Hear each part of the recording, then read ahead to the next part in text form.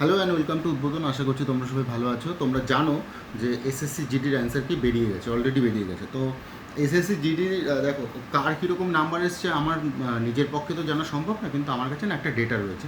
ডেটাটা হচ্ছে rank মিত্রর data. তো rank মিত্রর ডেটাতে আমি এই যে র্যাঙ্ক মিত্রর ডেটা খুলে আমি বসে আছি, তোমরা যারা যারা দেখতে পাচ্ছ দেখো। তো র্যাঙ্ক মিত্রর ডেটাতে আমি যা দেখতে পাচ্ছি সেটা হচ্ছে কাট আপ কীরকম যেতে পারে। আমি একটা আইডিয়া জাস্ট লাগাচ্ছি কীরকম কাট আপ যেতে পারে। ফাইনাল সিলেকশন এখনও নর্মালাইজেশন মার্কস বেরোচ্ছে, যেহেতু এখানে টোটাল স্টুডেন্ট হচ্ছে 1,11,405-এর ডেটা রয়েছে এদের কাছে র্যাঙ্ক মিত্রতে। আস্তে আস্তে আরও বাড়ছে, মানে যত সময় যাচ্ছে তত আরও বাড়ছে র্যাঙ্ক মিত্রর ডেটাতে। তো এখানে দেখো 155-র ওপরে কেউ পায়নি, 150-এর ওপরে 10 জন পেয়েছে, 145-এর ওপরে পেয়েছে 67 জন, 140-এর ওপরে পেয়েছে 321 জন, 135-এর ওপরে পেয়েছে 1264। এটা সবাই মিলে, মানে ক্যাটাগরি মিলে সব।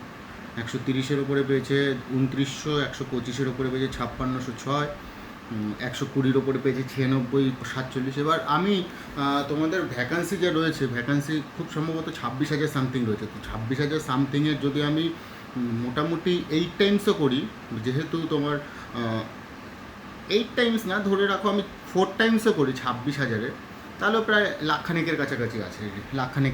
লাখখানেকের মতো ছেলেপেলেকে ডাকবে।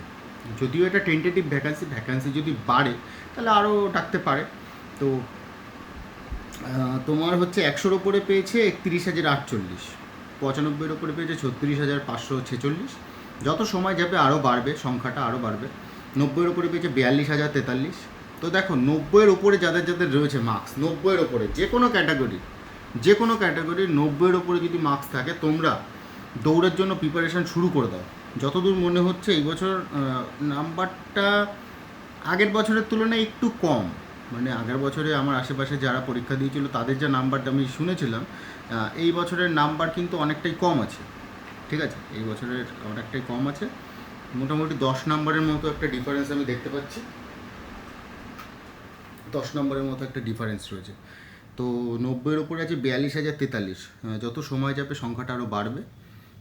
85-র ওপরে আছে 46,842 এবং 80-র ওপরে আছে 51,462। এটা গেল হচ্ছে মেল ক্যান্ডিডেটদের জন্য, মেল ক্যান্ডিডেট।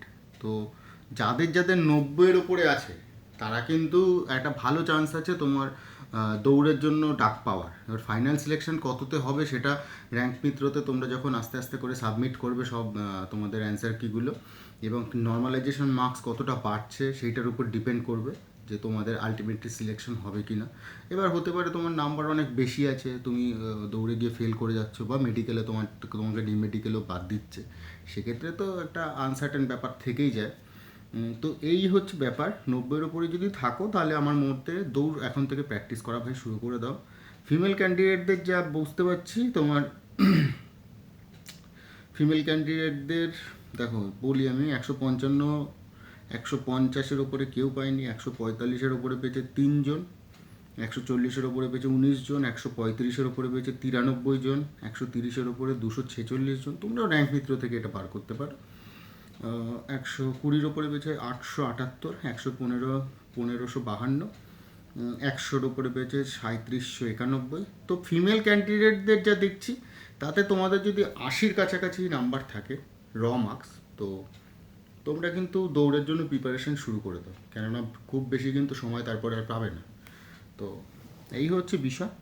অ্যাভারেজ মার্কস তোমার যা এইখানে যা ডেটা রয়েছে অ্যাভারেজ মার্কস, তাতে অ্যাভারেজ মার্কস হচ্ছে তোমার 80-র কাছাকাছি।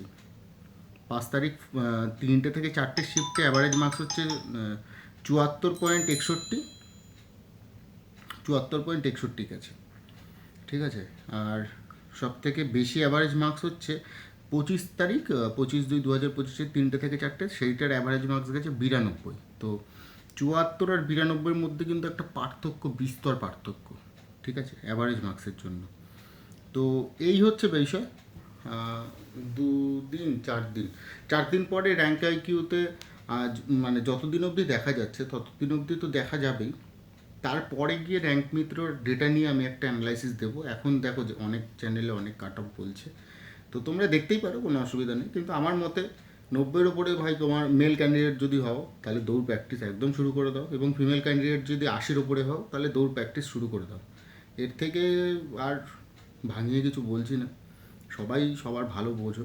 তো সবাইকে অল দ্য বেস্ট, সবাই চাকরি পাও, বেস্ট অফ লাক সবাইকে, ভালো থেকো। আর চ্যানেলে যদি প্রথমবার আসো তাহলে চ্যানেলটা একবার ভিজিট করে দেখতে পারো, আর চ্যানেলে যদি তোমরা রয়েছো তাহলে তোমরা বন্ধুদের সাথে শেয়ার করতে পারো ভিডিওগুলো, এবং সাবস্ক্রাইব করে নিতে পারো।